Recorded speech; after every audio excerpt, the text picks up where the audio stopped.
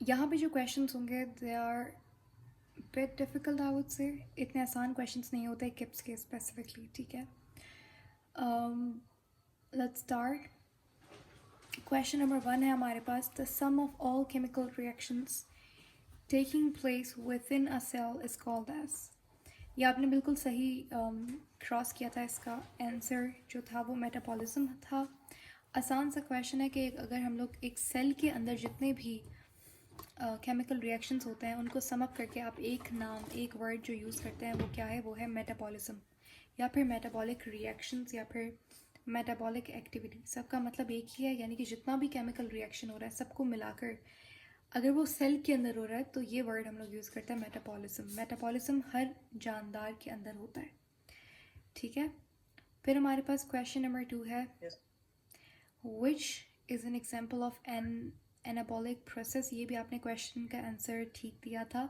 Anabolic process क्या होता है, जहाँ पर कोई चीज़ फॉर्म हो रही है, प्रोड्यूस हो रही है या फिर सिंथेसाइज हो रही है। किसी चीज़ का बनना यानी कि बॉन्ड फॉर्मेशन एनाबॉलिज्म में होती है। इसका ऑपोजिट क्या होता है,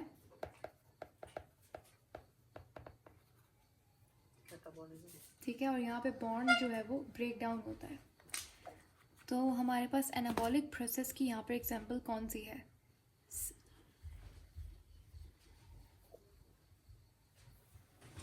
रेस्पिरेशन, डाइजेशन या फिर फोटोसिंथेसिस। तो photosynthesis is an anabolic process क्योंकि इसके अंदर हमारे पास ग्लूकोज बन रहा है। रेस्पिरेशन के अंदर हमारे पास क्या चीज़ का ब्रेक डाउन होता है, इट्स अ कैटाबॉलिक प्रोसेस। इसमें ग्लूकोज ब्रेक डाउन होती है। डाइजेशन के अंदर हमारे पास जो फूड पार्टिकल्स होते हैं, फूड डाइजेस्ट होता है, ब्रेक डाउन होता है स्मॉलर पार्टिकल्स के अंदर। उसके बाद क्वेश्चन नंबर 3 हमारे पास, मेमेलियन सेल कंटेन्स 1.1%। इसका आपने जो आंसर किया था वो था डीएनए, लेकिन इसका सही जवाब क्या है, आरएनए। हमारे अंदर एक मेमेलियन सेल के अंदर जो आरएनए का अमाउंट होता है वो ज़्यादा होता है डीएनए के मुकाबले। तो आरएनए का परसेंटेज कितना होता है, 1.1%। और डीएनए का परसेंटेज कितना होता है, ये रहा, इस क्वेश्चन में इन्होंने यही पूछा है। तो यहाँ पर सही जवाब 0.25% होगा, ठीक है। और अगर आप कंपेयर करें बैक्टीरिया को और एक मेमेलियन सेल को, तो बैक्टीरियल सेल के अंदर जो आरएनए और जो डीएनए का अमाउंट होगा वो ज़्यादा होगा as compare to mammalian cell. और अगर बैक्टीरिया के अंदर आप आरएनए डीएनए को कंपेयर करें तो उसमें भी आरएनए ज़्यादा होगा डीएनए के मुकाबले, ठीक है।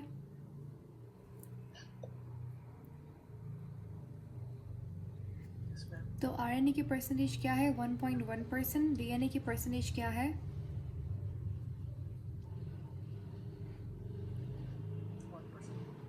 0.25%।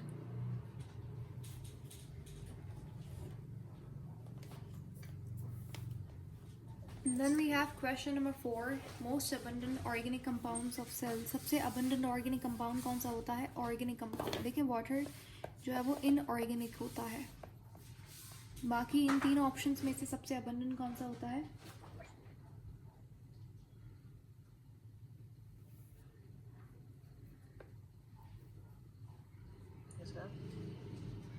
क्वेश्चन नंबर 4 का क्या आंसर होगा। Most abundant compound in a cell and carbohydrates.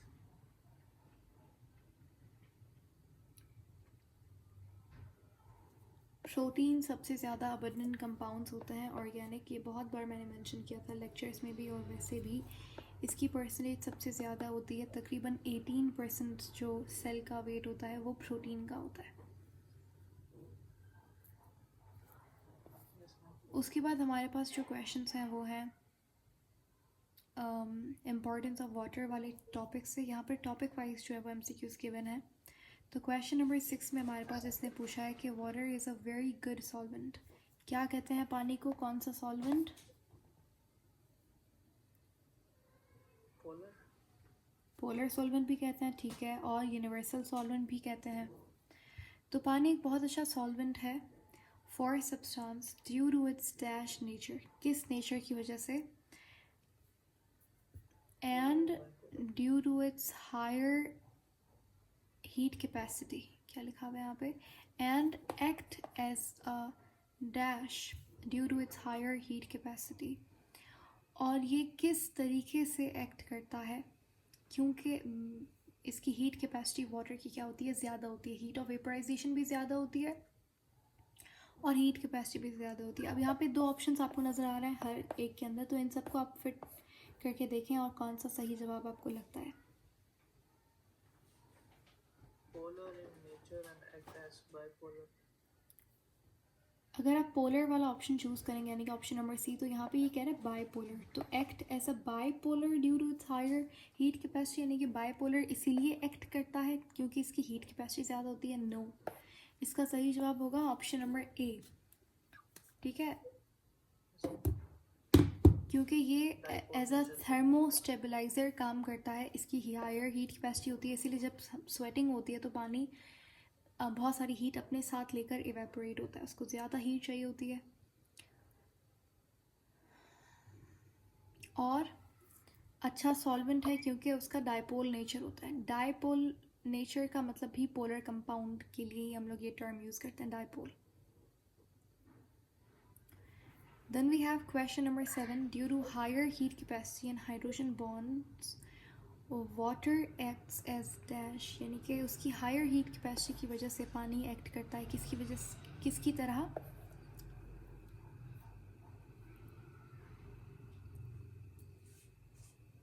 Thermostabilizer. Exactly, good.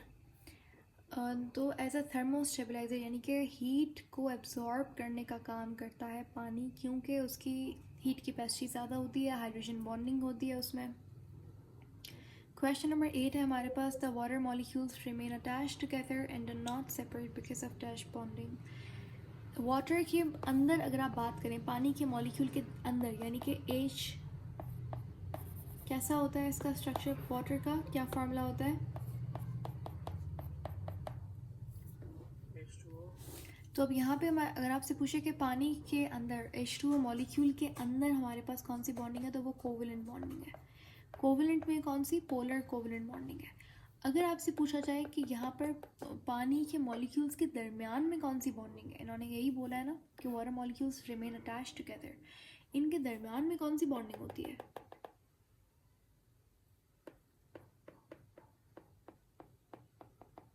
Hydrogen bonding. Exactly.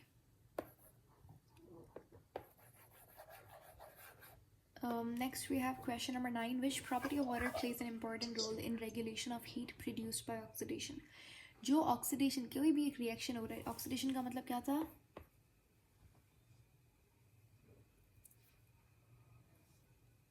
Oxygen add on.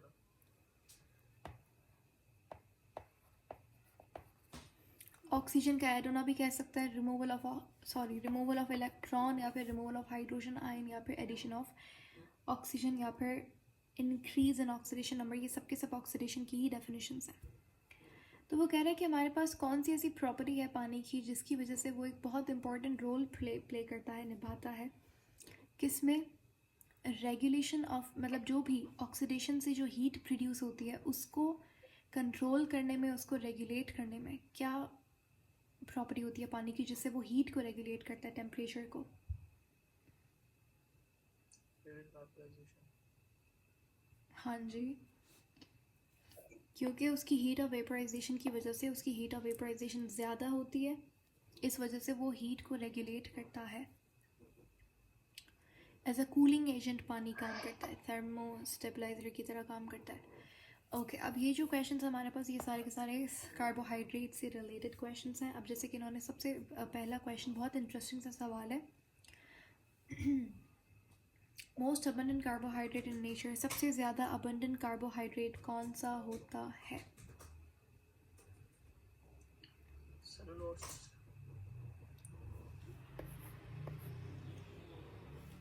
Exactly, cellulose जो हमारे पास सबसे अबंडेंट होता है, प्लांट की सेल वॉल के अंदर सेल्यूलोज पाया जाता है।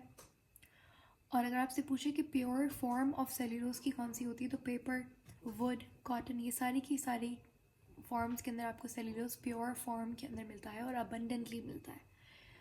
अच्छा, अगर आपसे पूछा जाए सबसे ज़्यादा, अब सेकंड मोस्ट अबंडेंट कार्बोहाइड्रेट कौन सा होता है, पहला तो सेल्यूलोज हो गया, दूसरे नंबर पे कौन सा होता है?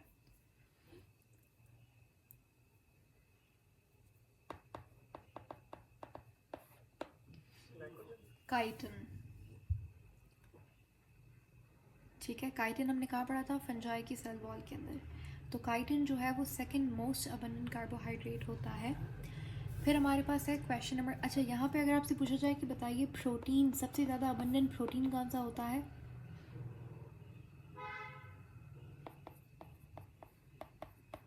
ये एक एंजाइम है जिसका नाम है रुबिस्को, जो कि डार्क रिएक्शन के अंदर इस्तेमाल होता है।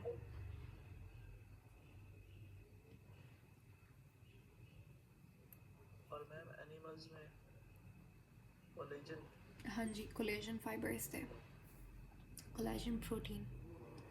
उसके बाद क्वेश्चन नंबर 11 है all of the following yield, yield यानी कि एज अ प्रोडक्ट कोई चीज़, रिजल्ट, फॉलोइंग यानी कि बनाना, yield glucose on complete hydrolysis. Hydrolysis का मतलब क्या है? पानी की मौजूदगी के अंदर किसी भी बॉन्ड का ब्रेक डाउन होना, उसे हाइड्रोलिसिस कहा जाता है। तो यहाँ पे ये कैटाबॉलिज्म है, एनाबॉलिज्म है? मैम कोई चीज़ टूट रही है, बॉन्ड की ब्रेक डाउन हो रहा है, तो ये कैटाबॉलिज्म हुआ। तो अब बताइए कि इनमें से कौन सी ऐसी चीज़ है जिसको तोड़ने से आपको ग्लूकोज, सब में ग्लूकोज मिलेगा, लेकिन एक ऐसी चीज़ है जिसका मोनोमर जो है वो ग्लूकोज नहीं है? सेलुलोज। सेल्यूलोज का मोनोमर भी ग्लूकोज है, तो इसको तोड़ने से भी आपको ग्लूकोज मिलेगा। स्टार्च का मोनोमर भी ग्लूकोज है, ग्लाइकोजन का भी ग्लूकोज है। काइटिन यहाँ पर सही जवाब है, काइटिन को ब्रेक डाउन करने से आपको ग्लूकोज नहीं मिलेगा। काइटिन को ब्रेक डाउन करने से आपके पास NAG एक सब्सटेंस है जिसका नाम है एन एसिटाइल ग्लूकोसामाइन, तो वो मिलता है काइटिन को ब्रेक डाउन करने से। Then we have question number 12. Yes ma'am. Glucose combines with a dash to form milk sugar. Glucose किसके साथ मिलता है ताकि वो मिल्क शुगर बनाए? मिल्क शुगर को क्या कहेंगे हम? लैक्टोज। एग्जैक्टली। तो लैक्टोज कैसे बनता है? Glucose plus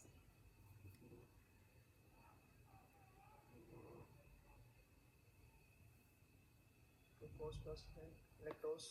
galactose. ठीक है, ऑप्शन सी यहाँ पर सही जवाब है। अगर ग्लूकोज प्लस ग्लूकोज मिलेगा तो वो क्या बनाएगा? ग्लूकोज।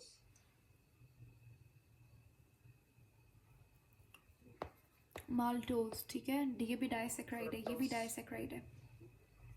अगर ग्लूकोज प्लस फ्रक्टोज मिलेगा तो वो क्या बनाएगा? सुक्रोज।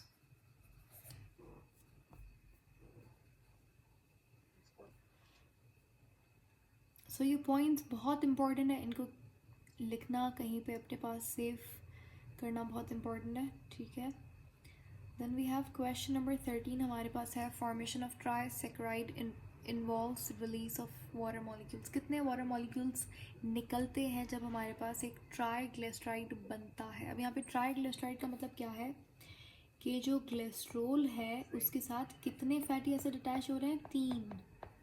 तो कितने वाटर मॉलिक्यूल्स रिलीज होंगे यहाँ पर?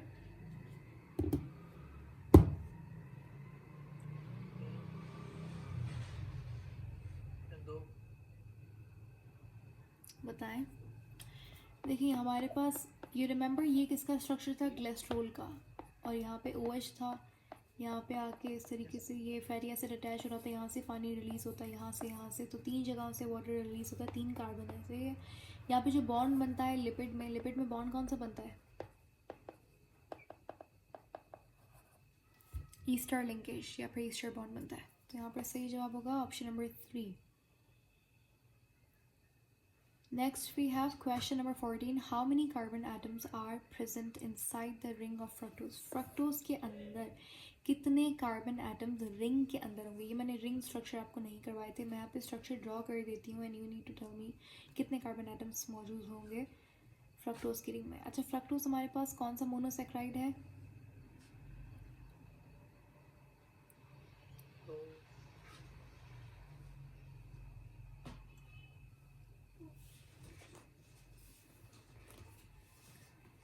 Fructose is what? Fructose is hexose, उसके अंदर 6 कार्बन होते हैं टोटल, लेकिन उसने पूछा है कि रिंग के अंदर कितने कार्बन होंगे।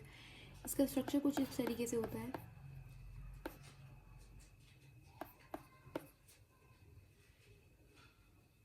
मतलब रिंग में कितने कार्बन्स होंगे रिंग में?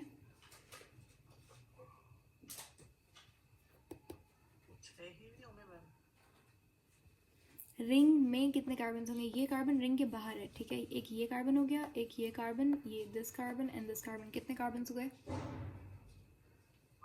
4 कार्बन। तो रिंग के अंदर 4 कार्बन है, जबकि 2 कार्बन कहाँ हैं? बाहर हैं। टोटल कितने कार्बन हो गए?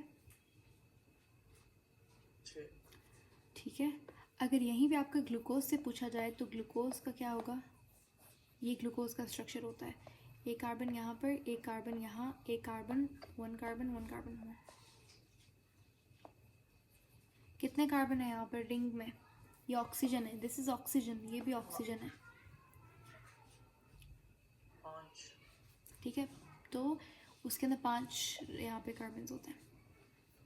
क्वेश्चन नंबर 15 है हमारे पास, which of the following polysaccharides is present in human muscle abundantly. Human muscle के अंदर कौन सा पॉलीसेक्राइड मौजूद होता है? अब यहाँ पे उसने प्रोटीन नहीं पूछा, अगर प्रोटीन पूछा होता तो मायोग्लोबिन आंसर हो जाता, ठीक है। एक्टिन मायोसिन भी हो सकता था। अब उसने हमसे पूछा है कि कौन सा पॉलीसेक्राइड, पॉलीसेक्राइड का मतलब क्या है? कौन सी शुगर, कौन सा कार्बोहाइड्रेट मौजूद है। ये भी प्रोटीन है, ये भी प्रोटीन है, ये भी प्रोटीन है, और ये कार्बोहाइड्रेट है। तो सही जवाब क्या होगा?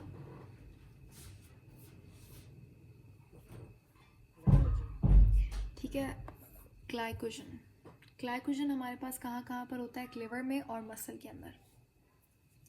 ग्लाइकोजन इन ग्लूकोज को कौन कन्वर्ट करता है ग्लाइकोजन में?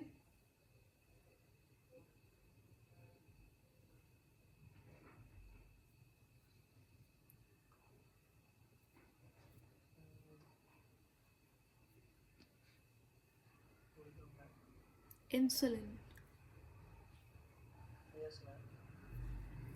क्वेश्चन नंबर 16 है हमारे पास, pick out the odd one. हमारे पास यहाँ पर हमें एक ऑड वन इनमें से आउट करना है। ऑड वन का मतलब क्या है कि इन मतलब बाकी 3 के अंदर कुछ ना कुछ सिमिलैरिटी होगी और एक जो होगा वो अलग होगा सबसे। जैसे यहाँ पर अगर आप देखें, पहले तो ये कौन से कार्बोहाइड्रेट्स हैं? सेल्यूलोज, गैलेक्टोज, अगार और पेक्टिन। ये सब के सब क्या है? कार्बोहाइड्रेट्स हैं। सेल्यूलोज जो है वो प्लांट में पाया जाता है, गैलेक्टोज जो है, पेक्टिन भी प्लांट में होता है, अगार आपको लिविंग ऑर्गेनिज्म से मिलता है, गैलेक्टोज आपको कहाँ मिलता है? एनिमल में, प्लांट में? एनिमल में। अच्छा, गैलेक्टोज आपको एनिमल के अंदर मिलता है, ठीक है। यहाँ पे अगर आप देखें तो एक चीज़ तो ये है कि सेल्यूलोज जो है वो मोनोसेक्राइड है, ऑलिगोसेक्राइड है या फिर पॉलीसेक्राइड है? पॉलीसेक्राइड। पॉलीसेक्राइड है। अगार जो है वो पॉलीसेक्राइड है या फिर क्या है? अगार है क्या? अगार इज अ कार्बोहाइड्रेट, ये भी एक शुगर होती है, ठीक है। ये एक रेड कलर का सब्सटेंस होता है जिसके बहुत सारे यूजेस होते हैं। और पहले तो मुझे बताइए कि ये हमारे पास व्हाट डू यू थिंक क्या होता है? ये पॉली, मोनो या ऑलिगो? मोनो। ये नहीं,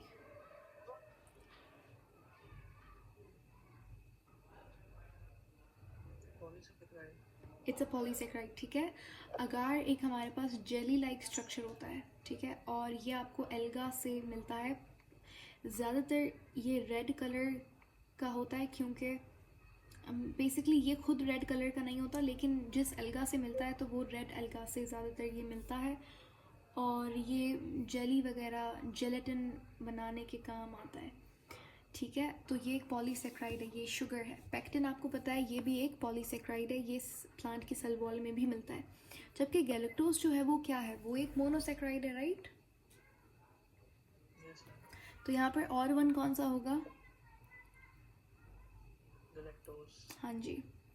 next we have question number 17, which of the following carbons are present outside the ring of fructose. Fructose के कौन से कार्बन हमारे पास रिंग के बाहर होते हैं। पहली बात तो ये कि हमारे पास, आपको पता है कितने कार्बन बाहर होते हैं पहले तो फ्रक्टोज में, रिंग के बाहर कितने कार्बन होते हैं? 2 मैम। ठीक है, 2 कार्बन बाहर होते हैं। अब आपको बताना है कि कौन से कार्बन रिंग के बाहर होंगे। First and second.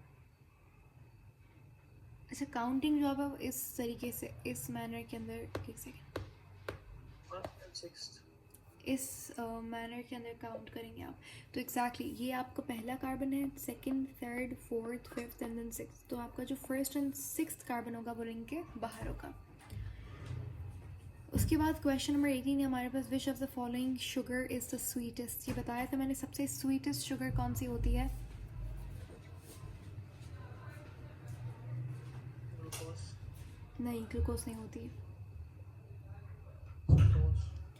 फ्रक्टोज सबसे ज़्यादा स्वीटेस्ट शुगर होती है। फ्रक्टोज को हम फ्रूट शुगर कहते हैं। सुक्रोज को हम टेबल शुगर। केन शुगर कहते हैं। सुक्रोज को हम केन शुगर कहते हैं। इसको हम टेबल शुगर भी कहते हैं। जब हम शुगर इस्तेमाल करते हैं, फॉर एग्जांपल किसी भी चीज़ में जो शुगर यूज़ होती है,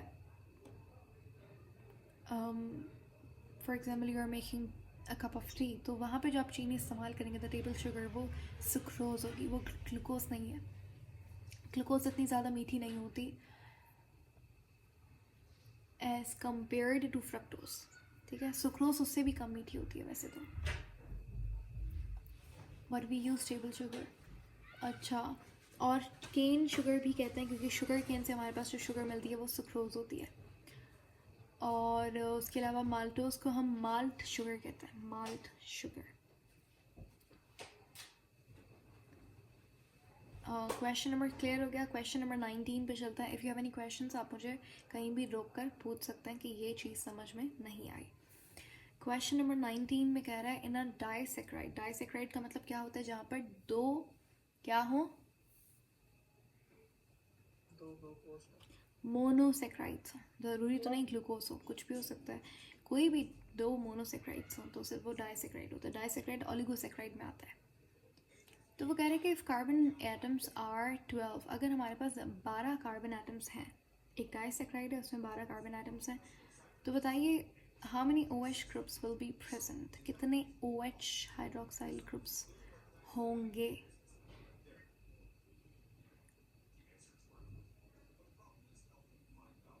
दस मैम। अच्छा, यहाँ पे हमारे पास फॉर एग्जाम्पल हम बात करते हैं, एक ग्लूकोज ले लेते हैं और एक ग्लूकोज ले लेते हैं। यहाँ पे ये दोनों हमारे पास क्या है? डाइसेक्राइड का आप मुझे पहले एग्जाम्पल दें, कौन कौन से डाइसेक्राइड्स हमने अभी तक पढ़े हैं?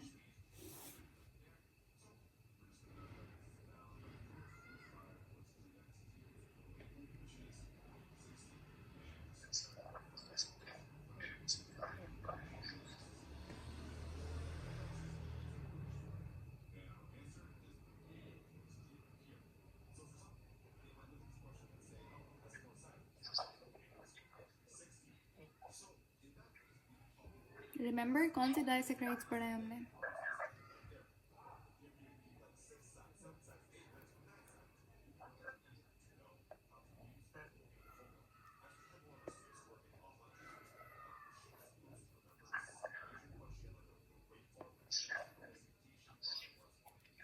अभी मैंने ऊपर भी लिखा था, हमने अभी तक जो डाइसेक्राइड्स पढ़े हैं वो कौन से हैं? वो लैक्टोज, माल्टोज और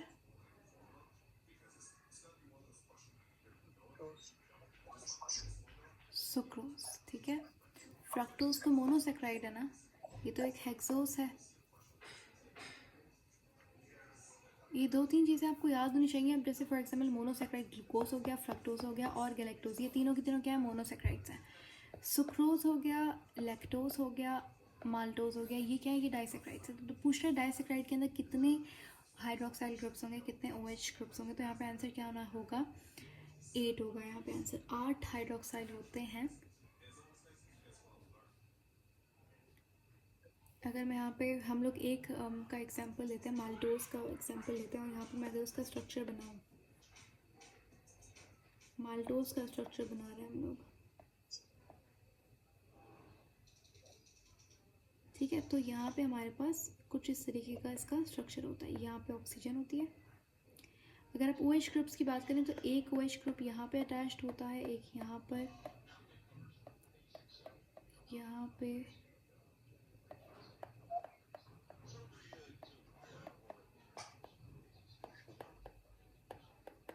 तो अब इसे काउंट करेंगे कितने OH ग्रुप्स हो गए। 1 2 3 4 5 6 7 8 8 OH ग्रुप्स होते हैं डाइसैक्राइड में। ठीक है, Yes. If you are confuse कि आप स्ट्रक्चर वगैरह कैसे याद करेंगे, तो पहले आप ग्लूकोज देखें, ग्लूकोज का स्ट्रक्चर बनाएंगे, रिंग स्ट्रक्चर। फिर आप दूसरे ग्लूकोज का स्ट्रक्चर बनाएंगे, दोनों के बीच में से पानी को रिमूव कर देंगे, जो पीछे बचेगा वो मेरे पास डाइसैक्राइड बन जाएगा। और हमें पता है ग्लूकोज प्लस ग्लूकोज कौन सा डाइसैक्राइड बनता है।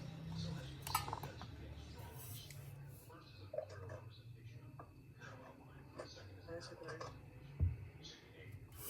ग्लूकोज प्लस ग्लूकोज कौन सा डाइसैक्राइड होता है। जैसे glucose plus galactose lactic acid होता है, लैक्टिक एसिड नहीं लैक्टोज होता है। तो ग्लूकोज प्लस ग्लूकोज क्या होता है, माल्टोज होता है। ग्लूकोज प्लस फ्रक्टोज क्या होता है,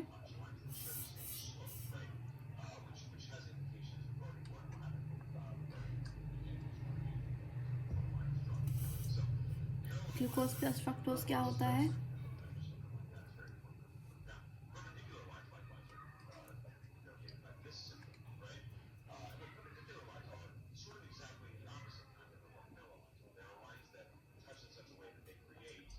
सुक्रोज होता है। ठीक है,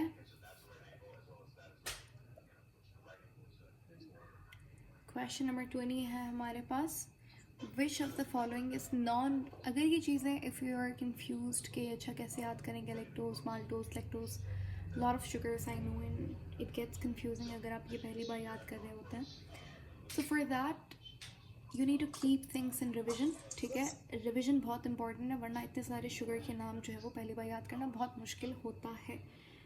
so if you are confuse you can watch पुराने वाले लेक्चर्स। ठीक है, एंड देन अगर कोई if you guys have any question तो आप बता सकते हैं। क्वेश्चन नंबर 20 है हमारे पास, which of the following is non reducing disaccharide sugar. अब उसने पहले तो हमें एक हिंट बहुत अच्छी दे दी, वो ये है कि वो डाइसैक्राइड है। नॉन रिड्यूसिंग मैंने बताया था, एक होती है रिड्यूसिंग शुगर, एक होती है non reducing sugar. Reducing sugar वो होती है जिसके अंदर एल्डिहाइड कीटोन ग्रुप्स फ्रीली होते हैं, और नॉन रिड्यूसिंग शुगर कौन सी होती है जिसके अंदर एल्डिहाइड कीटोन ग्रुप फ्रीली नहीं पाए जाते, नहीं प्रेजेंट होते। अब यहाँ पे हमारे पास ज़्यादातर शुगर जो होती है वो रिड्यूसिंग शुगर होती है, बाकी 2-3 जो है वो 1-2 बल्कि नॉन रिड्यूसिंग शुगर्स होती है। कॉमनली हमारे पास एक ही नॉन रिड्यूसिंग शुगर होती है जो हम पढ़ाते हैं, वो कौन सी वाली होती है। अब यहाँ पे अगर आपको आंसर ढूंढने में थोड़ी प्रॉब्लम हो रही है तो आप देख लें इनमें से डाइसैक्राइड पहले कौन सा है, और फिर आप उसमें से कर सकते हैं। पहले तो हाँ, ये वैसे तो सारे डाइसैक्राइड्स हैं, lactose sucrose maltose mannose. Non reducing कौन सा इनमें से,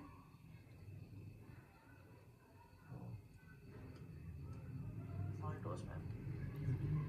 नो। अच्छा, मैं अगर यहाँ पे हिंट दूँ तो उसका जो मोनोमर्स होता है वो ग्लूकोज प्लस फ्रक्टोज होता है। Glucose plus fructose, sucrose. Exactly. ठीक है, तो सुक्रोज याद रखना है आपने, नॉन रिड्यूसिंग शुगर होती है।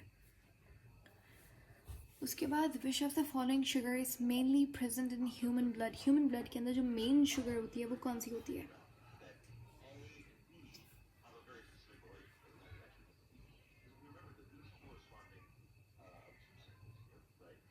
Glucose होती है, ma'am. हाँ जी ग्लूकोज होती है।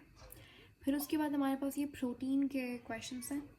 हीमोग्लोबिन कैरीज ऑक्सीजन, कितने ऑक्सीजन मॉलिक्यूल्स होते हैं, मैंने आपको स्ट्रक्चर बताया था बहुत बार। हीमोग्लोबिन के अंदर जितना आयरन का एटम होता है उतना ही ऑक्सीजन का एटम होता है, तो कितने ऑक्सीजन एटम्स को कैरी करेगा,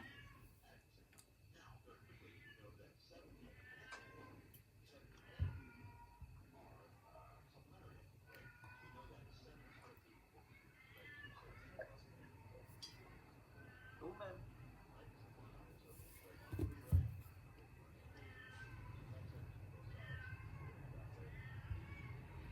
देखिए ऑक्सीजन का, एक मिनट,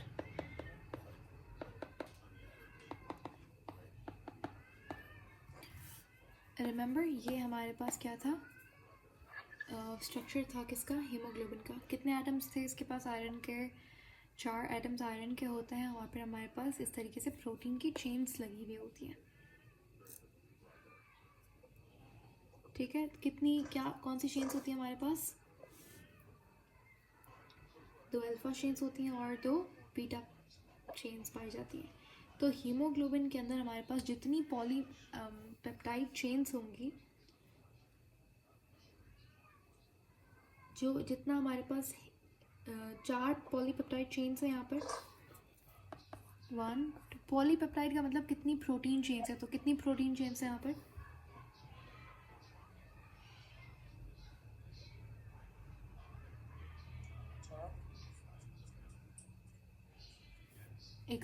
4 यहाँ पे हमारे पास क्या है, पॉलीपेप्टाइड चेन्स है, और 4 हमारे पास हर पॉलीपेप्टाइड चेन के साथ ये ग्रुप है, ऑक्सी मतलब ये आयरन है, इसको हम हीम ग्रुप कहते हैं, ये असल में हीम ग्रुप है हमारे पास, तो इसका हमने आयरन कहा है, इसके अंदर आयरन एटम होता है इसलिए। अब यहाँ पर ये जो एक हमारे पास हीम ग्रुप है, ये एक ऑक्सीजन के मॉलिक्यूल को कैरी करता है। तो यहाँ पे ये ऑक्सीजन, ये ऑक्सीजन, ऑक्सीजन एंड ऑक्सीजन। आप ध्यान से देखें तो ये ऑक्सीजन का मॉलिक्यूल कैरी कर रहा है। उसने हमसे पूछा बताइए कितने एटम्स होंगे, तो आप बताएं कितने एटम्स होंगे ऑक्सीजन के।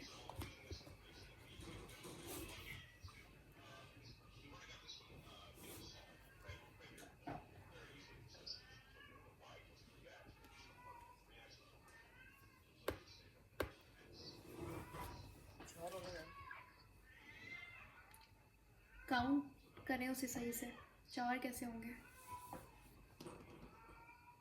2 और 2 ऑक्सीजन के मॉलिक्यूल लिखे हैं वहाँ पे मैंने, उसने हमसे ऑक्सीजन के एटम्स पूछे हैं, तो टोटल ऑक्सीजन के एटम्स कितने कैरी कर रहा है,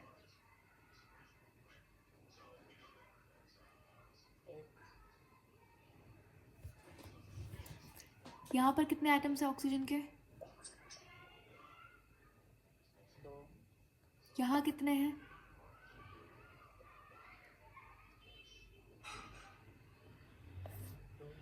2, यहाँ 2, यहाँ 2, कितने हुए टोटल,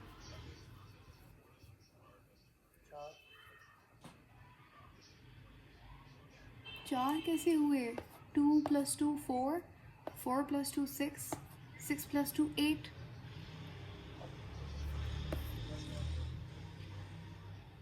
ठीक है, उसने हमसे एटम्स का पूछा था।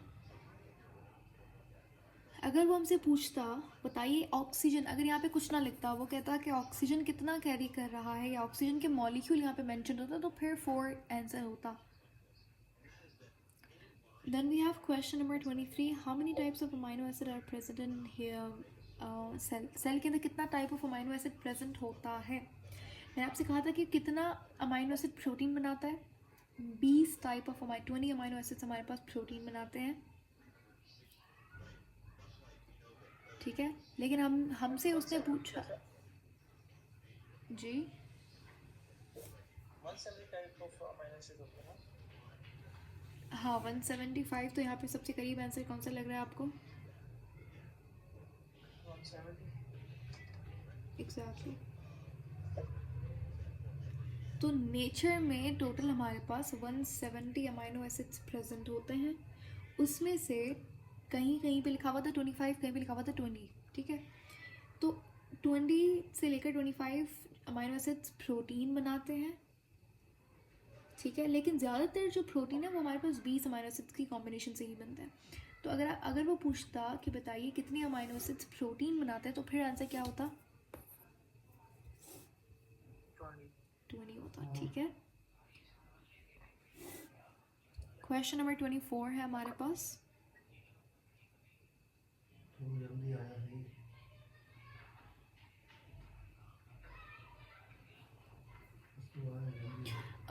Question number 24 है, which of the following amino acid is next to glycine with respect to the molecular structure?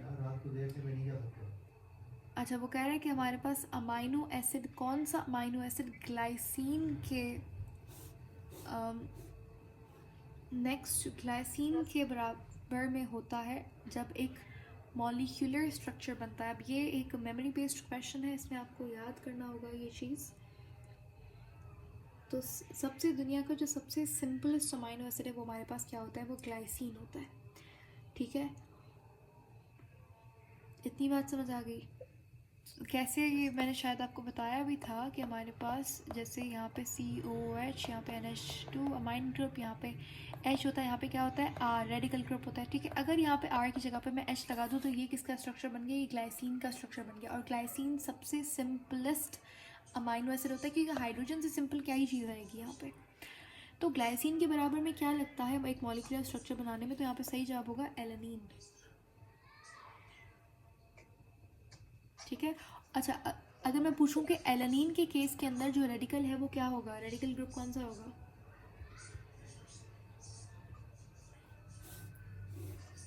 Ma'am OH। No,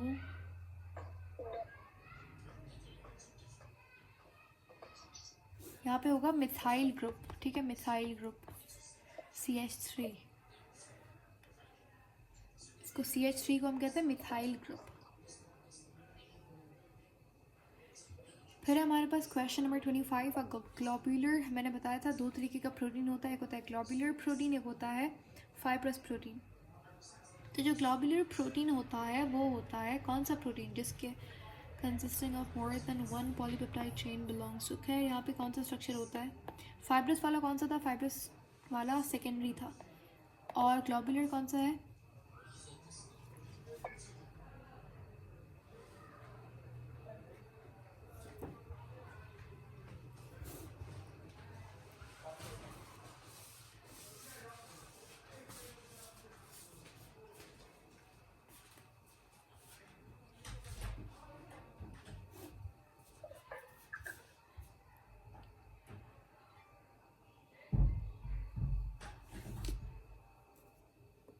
कौन सा होगा प्राइमरी? तीन ही ऑप्शन है उसमें, आपको एक सेलेक्ट करना है। आवाज नहीं आई आपकी। क्वेश्चन नंबर 25 का आंसर क्या होगा?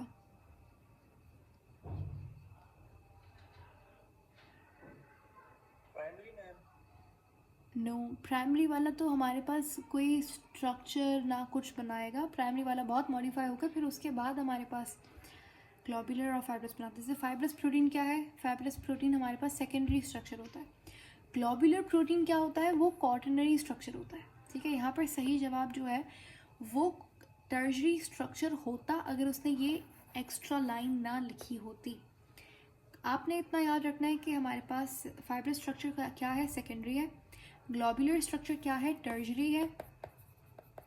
लेकिन अब उसने हमसे कहा है कि भाई ग्लोब्यूलर स्ट्रक्चर, ऐसा ग्लोब्यूलर स्ट्रक्चर जिसके अंदर एक से ज़्यादा पॉलीपेप्टाइड चेन हो, तो ऐसा ग्लोब्यूलर स्ट्रक्चर और भी कॉम्प्लेक्स हो जाता है, तो इसलिए वो क्वाटरनरी स्ट्रक्चर कहलाता है। फिर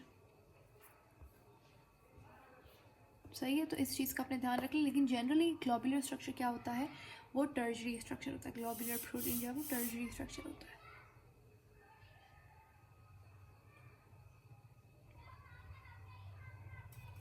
ठीक है, यस मैम।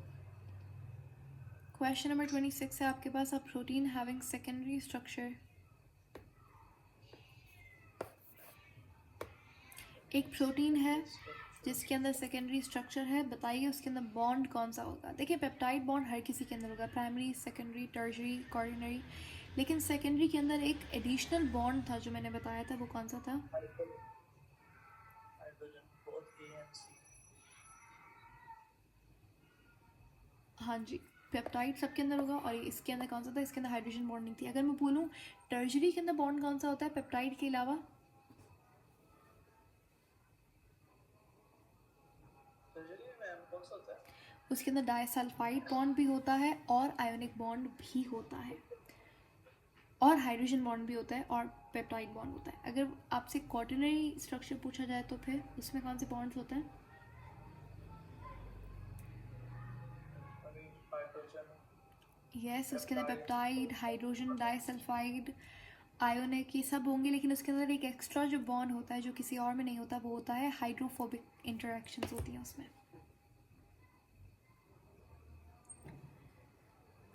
नेक्स्ट क्वेश्चन पे अगर हम मूव करें तो उसमें पूछा है कि बताइए सब, यहाँ पर सब जो है वो फाइब्रस प्रोटीन है। फाइब्रस प्रोटीन हमारे पास स्ट्रक्चरल प्रोटीन होता है जो कि स्ट्रक्चर बनाने का काम करता है, सिवाय एक के। वो कौन सा है?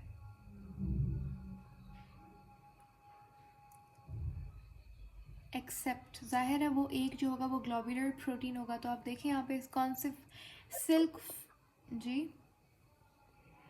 मायोग्लोबिन। एग्जैक्टली। मायोग्लोबिन क्या है? हीमोग्लोबिन, मायोग्लोबिन, ये सब का सब, ये हमारे पास एक्टिन, मायोसिन, ये सब का सब ग्लोबुलर प्रोटीन है। केराटिन हो गया, सिल्क फाइबर हो गया, फिब्रिन हो गया, ये हमारे पास स्ट्रक्चरल प्रोटीन है, या फिर आप इसे कह सकते हैं फाइब्रस प्रोटीन है।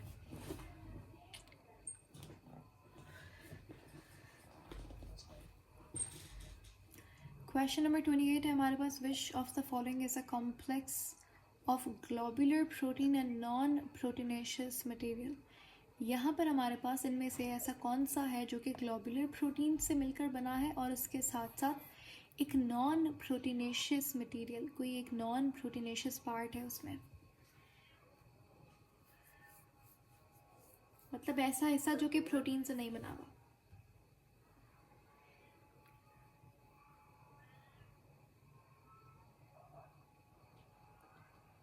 Albumin man, D option. No, albumin एक बहुत ही सिंपल तरीके का प्योर प्रोटीन है, इसमें कोई नॉन प्रोटीनेशियस पार्ट नहीं होता। ये प्लाज्मा में पाया जाता है, इसका काम होता है वाटर को रिटेन करके रखना।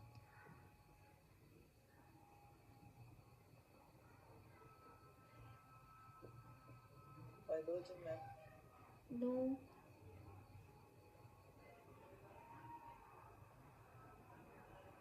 तो हीमोग्लोबिन। हेमोग्लोबिन होगा। अभी मैंने बताया था, अभी जस्ट अभी हमने पढ़ा था हीमोग्लोबिन का स्ट्रक्चर। ग्लोबिन क्या है? एक ग्लोबुलर प्रोटीन है। हीम क्या है? हीम आयरन था ना, तो आयरन तो नॉन प्रोटीनेशियस होता है।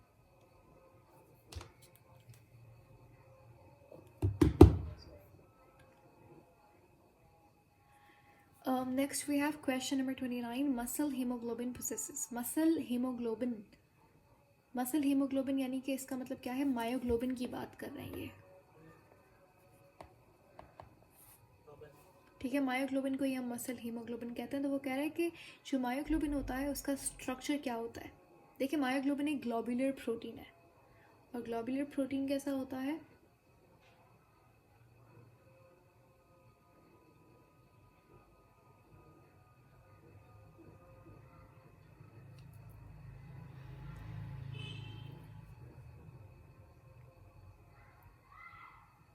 सही जवाब क्या होगा यहाँ पर?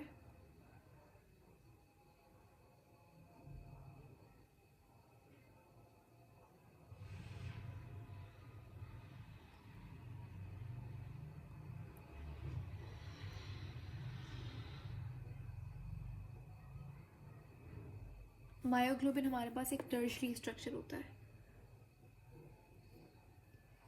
ठीक है। अच्छा, अगर आपसे हीमोग्लोबिन का पूछा जाए तो हीमोग्लोबिन हमारे पास क्या होता है? हीमोग्लोबिन हमारे पास क्वार्टिनरी स्ट्रक्चर होता है।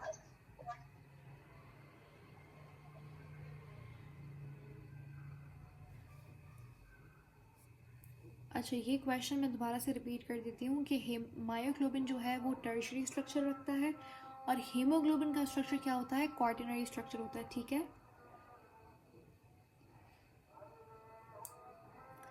नेक्स्ट हमारे पास है क्वेश्चन नंबर 30, डैश और डिफेंसिव प्रोटीन्स। देखें, डिफेंसिव का मतलब क्या है कि इनमें से कौन से प्रोटीन्स जो हैं वो इम्यूनिटी में काम करेंगे।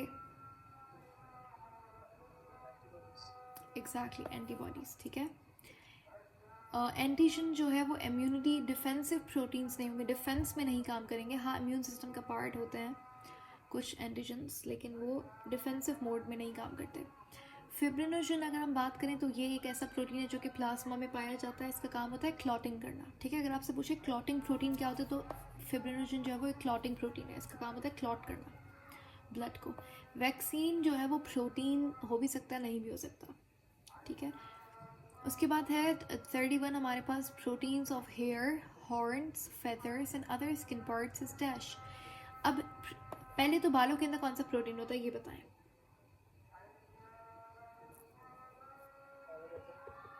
केराटिन होता है, ठीक है। और मैंने बहुत बार हमने ये पढ़ा है कुछ लास्ट लेक्चर्स के अंदर कि केराटिन प्रोटीन जो है वो कौन सा प्रोटीन होता है, फाइब्रस या फिर ग्लोब्यूलर? फाइब्रस होता है। और फाइब्रस प्रोटीन हमारे पास स्ट्रक्चरल प्रोटीन है या फिर फंक्शनल प्रोटीन है?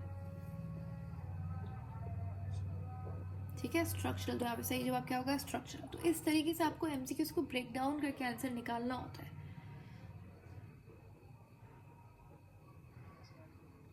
क्वेश्चन नंबर 32 हमारे पास, identify the proteins which can not be crystallize. इनमें से ऐसा कौन सा प्रोटीन है जिसे आप क्रिस्टलाइज नहीं कर सकते? क्रिस्टलाइजेशन का मतलब होता है क्रिस्टल्स बनाना, और क्रिस्टल्स बनाने का एक पूरा मेथड होता है।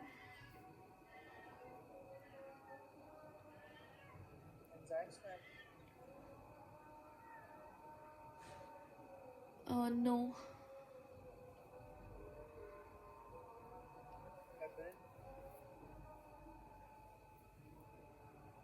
Which one?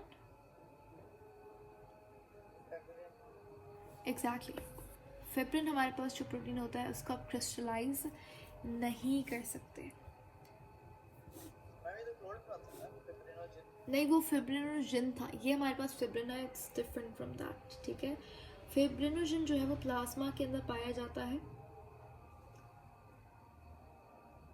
और फिब्रिन जो है इसे आप क्रिस्टलाइज नहीं कर सकते। फिब्रिन जो है ये भी एक फाइब्रस प्रोटीन ही होता है, स्ट्रक्चर बनाने में काम आता है। इसके अलावा एंटीबॉडीज़ हो गई, हीमोग्लोबिन हो गया, एंजाइम हो गए, ये हमारे पास ग्लोब्यूलर प्रोटीन्स होते हैं और इन्हें आप क्रिस्टलाइज कर सकते हैं। ये मैंने बताया भी था कि फाइब्रस प्रोटीन जो होता है उसे आप क्रिस्टलाइज नहीं कर सकते, जबकि जो ग्लोब्यूलर प्रोटीन होता है उसे आप क्रिस्टलाइज कर सकते हैं। तो इस तरीके से भी अगर आपको नहीं पता था डायरेक्टली कि अच्छा ये वाला क्रिस्टलाइज हो सकता है नहीं हो सकता, तो आप ये ट्रिक लगा के भी, अच्छा ये ग्लोब्यूलर है तो ये तो क्रिस्टलाइज करेगा, ये ग्लोब्यूलर है ये भी करेगा, ये ग्लोब्यूलर है ये भी क्रिस्टलाइज करेगा, ये वाला जो है ये फाइब्रस है, मुझे फाइब्रस लग रहा है ये वाला, तो ये वाला क्रिस्टलाइज नहीं करेगा। फिर हमारे पास क्वेश्चन नंबर 33, ये एक मेमोरी बेस्ड क्वेश्चन हमने किया था कि हाउ मेनी पेप्टाइड बॉन्ड्स, कितने पेप्टाइड बॉन्ड्स प्रेजेंट होते हैं इंसुलिन के मॉलिक्यूल में। पहले आप मुझे बताएं कि इंसुलिन के मॉलिक्यूल के अंदर कितना अमाइनो एसिड प्रेजेंट होता है।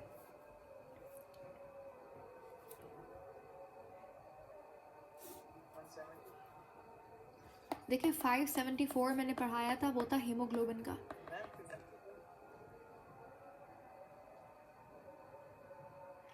इंसुलिन के अंदर कितना अमाइनो एसिड था?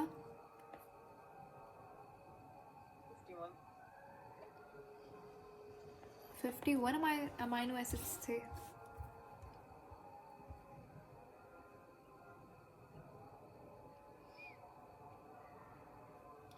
ठीक है, 51 अमाइनो एसिड्स थे, और मैंने कहा था कि इसमें 2 चेन्स होती हैं, रिमेंबर। एक चेन पे कितना अमाइनो एसिड होता है? 30, और दूसरी पे कितना होगा, कितना बचेगा अमाइनो एसिड?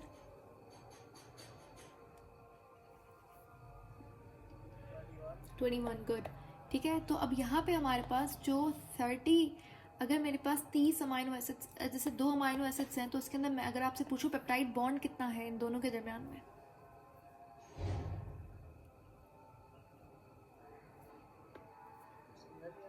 एक अमाइनो, सही है। तो यानी कि अमाइनो एसिड जितने भी होंगे उससे एक कम ही पेप्टाइड बॉन्ड होगा। ऐसी ही बात है अगर मैं आपसे पूछूं, यहाँ पे ये 4 अमाइनो एसिड्स हैं लेकिन पेप्टाइड बॉन्ड कितना है इनमें?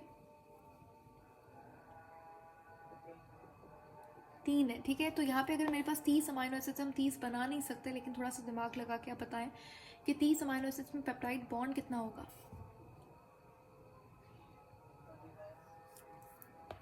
29, और 21 के अंदर बॉन्ड कितना होगा?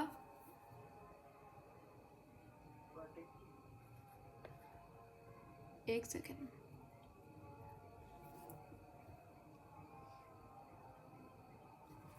तो नहीं होगा, ठीक है।